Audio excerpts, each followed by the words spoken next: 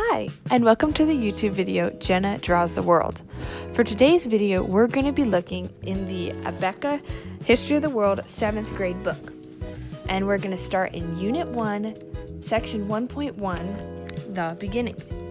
Section 1.1, Creation. So for our first term, we see the term Genesis. Genesis is the first book of the Bible. It means origins or beginnings. In the book of Genesis, this is actually our first history book.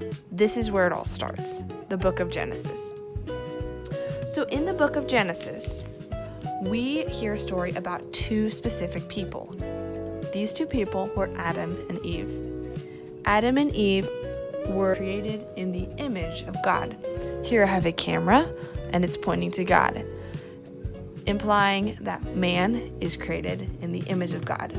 So how specifically are we created in the image of God? What does that mean? Well, I'm going to go on to explain the three things here that describe how man is created in God's image. The first is language and thought. We have the ability to think. We have the ability to speak languages. Number two is difference of right and wrong.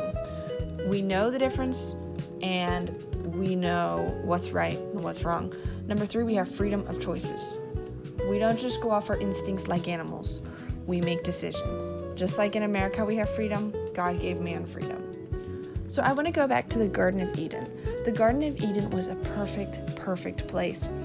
We had peace with God. We had unity with each other, unity with the animals. It was just a wonderful place. There were wild animals and peaceful animals that lived together in harmony.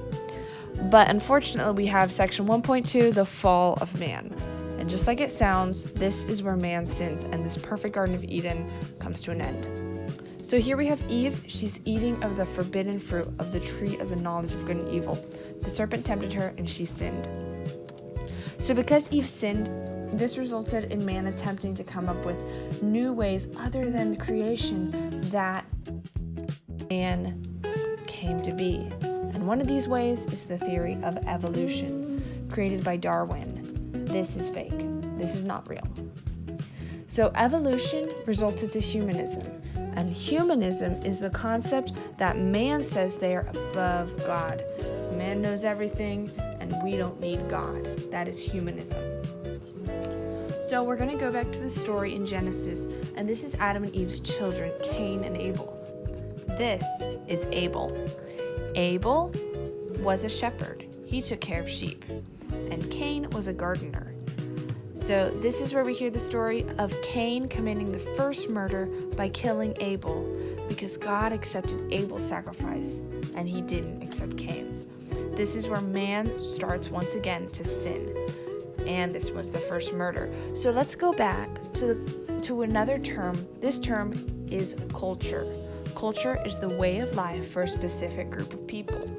Here we have Mexicans. Mexicans have a different culture than Americans, than French, than any other group of people. Culture.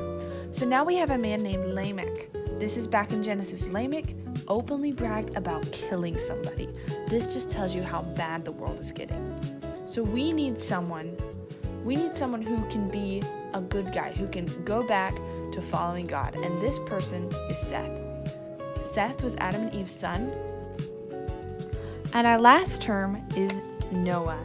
As we all know the story of Noah, God told Noah to build an ark because God was going to destroy the world with a flood.